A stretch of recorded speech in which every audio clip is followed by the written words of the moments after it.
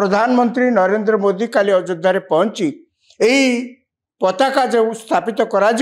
राम मंदिर शीर्ष चूड़ा से कार्य संपादन करेंगे। जनवरी 22 तारीख 2024 रे प्रधानमंत्री स्वयं उद्घाटन करते जेतेबेले राम लाला मूर्ति सेठारे राम मंदिर स्थापित कराइतला किंतु प्राय 2.5 एकर रु 3 एकर जगह भितर आउरी अनेक कार्य बाकी थिला। एपरिक प्रमुख जो राम मंदिर काम मध्य बाकी थिला एवं सेतेबेले मध्य प्रधानमंत्री प्रतिश्रुति देइथिले प्राय वर्षे 1.5 वर्ष 2 वर्ष भितर कार्य संपूर्ण हो जिवो एवं प्राय 18 मास पर आज देखा होची तमाम राम मंदिर परिसर भितर जिते काम थिला आउरी अनेक ता भितर देखा अच्छी अनेक कार्यक्रम मध्य ता भितर करा जाय पई सुविधा मध्य करा जायछि अनेक मूर्ति मध्य स्थापन करा जायछि म्यूजियम अच्छी इत्यादि इत्यादि पूरा तमाम एरिया रे जहाँ जहाँ काम थिला यार समाप्ति घटी अर्थात काम शेष होइछि एवं शेष कामटी होउछि काम शेष होउछि बोली कि जाको प्रमाण बोली कि कहा जाय परिबो राम मंदिर शीर्ष रे चूड़ा रे एक 42 फुट लंबा खुंबरे 22 फुट रे 11 फुट लंबा रे गोटे विराट पताका को स्थापन करा जिवो। ए जो ध्वजा जो स्थापन कार्य हबो काली यार अर्थ कौन ए ध्वजा कौन किछि संकेत दउछि सारा देश कहीं व्यस्त हो पड़ी राम मंदिर रे कोठी ध्वजा स्थापित हब एवं प्रधानमंत्री जाइकरी ताकु पुणी उद्घाटन करिवे कहीं सारा देश एते व्यग्र हो उठी यार मूल कारण है जितेबाला मनुष्य गोटे जगार निजर परिचय पाए मनुष्य तक आबुड़ी बसे गोटे समाज पे भी समान कथा गोटे राज्य पे भी समान कथा गोटे देश पे भी सही समान कथा। राम मंदिर आज सारा भारत रे लोक मानक पई गोटे परिचय सृष्टि करछि। ए परिचय केतेबेले हेतला सेतेबेले हेतला जेतेबेले बीजेपी दल अनेक कहउछन्ती बीजेपी याकू गोटे निजर राजनैतिक फायदा हासिल करया पई व्यवहार करछि किंतु राम मंदिर विवाद सेतेबेले हेतला जेतेबेले बीजेपी जन्म होई नथला एवं बीजेपी रो जो पेरेंट दल कहे गले आरएसएस मध्य जन्म होई नथला। 1526 मसीह बाबर जेतेबेले मोगल साम्राज्य प्रतिष्ठा कले एवं भारत रे आसिक युद्ध करी प्रतिष्ठा कले तांकरी राजत्व समय जनमुखरे समस्ते जानती सत मिछ से समय जो माने थिले सही कथा मध्य आज पर्यंत गड़ी गड़ी आसुची जे सेठी गोटे मंदिर थिला राम मंदिर थिला ताकू भांगी सेठी मस्जिद कराइतला बाबरी मस्जिद कराइतला बोलिकरी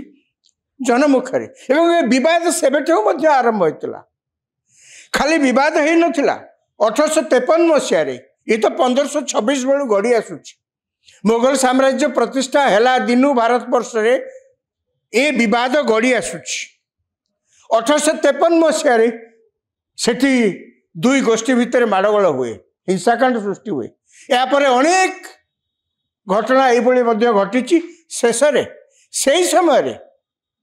पुणी थे कहूँ जिते बीजेपी की आरएसएस जन्म होता कि नहीं सन्देह से समय ए कथा जाई कोर्ट रे दाखल हुए विचार करने विचारपति पाखरे मोकदमा दायर करा जाए एवं ये विवाद से दिन गड़ी गड़ी आसी यही समय आम देखीचे यही सरकार समय केंद्र रे नरेंद्र मोदी को सरकार समय आम देखीचे ये घटनार पुनर्छेद कह गले पड़ी कौन पड़ी ना कोर्ट राय रे कौन जगह क्या दिजा कथा और किए भागीदार हवा कथा इत्यादि विशद भाव में आलोचना कराई यही जो मोकदमा बा ये जो 100 वर्ष धरिक जो विवाद चली आसला गोटे जगह को लेकिन से विवादर परिसमाप्ति घटी मन प्रश्न आसे कहीं विवाद एत दिन धरी लगी रही जहाँ मु मूलर कहती ये विवाद केवल गोटे मंदिर नुहे ये विवाद हूँ परिचयर विवाद 100 हजार वर्ष धरी जो हिंदू सभ्यता 100 हजार वर्ष धरिक जो भारतीय संस्कृति तार ये हूँ प्रतीक एवं यही प्रतीक अर्थ भारतीय मानकर परिचय जेतेबेले यही परिचय विपदपूर्ण हो पड़ी जेतेबेले परिचय पे विपद देखा देछि लोक माने प्रतिवाद करछन्ति एवं से प्रतिवाद स्वरूप मुगल साम्राज्य समय मुह खोलिक कहया तो एते साहस नथिला। इंग्रेज शासन हेला पर ठारू लोक तापर टिके मुह खोली मोकदमा दायर करे गंडगोल मध्य होईछि। सेतिपे ताले ए जो पताका काली राम मंदिर उपरे प्रतिष्ठा करा जिवो ए पताका कौन संकेत दउछि? ए पताका होछि आत्मसम्मान एकता एवं भारतर सांस्कृतिक विरासतर प्रतीक। सेतिपे मु कहली जे राम मंदिर केवल गोटे मंदिर एवं सेठी रामंकर मूर्ति अछि बोली सारा भारत वर्ष रे आलोचनार विषय होईछि। सारा भारत वर्ष रे समस्ते या प्रति एते व्यग्र जानिबा पई यार मूल कारण होछि जे ये होछि केवल गोटे मंदिर नुहे। राम मंदिर कौन भारत वर्ष रे आउ अन्य कोठी नाही अछि किंतु जो जगह विवाद सृष्टि होता 100 वर्ष धरी आपण भावंतु 1526 मसीह बाबर आसते मुगल साम्राज्य से दिन आरंभ कर ए पर्यंत गड़े आणतु 500 रु अधिक वर्ष धरिक जो विवाद लगी रही तार जो परिसमाप्ति घटुची ये गोटे परिचय खोजी बसी।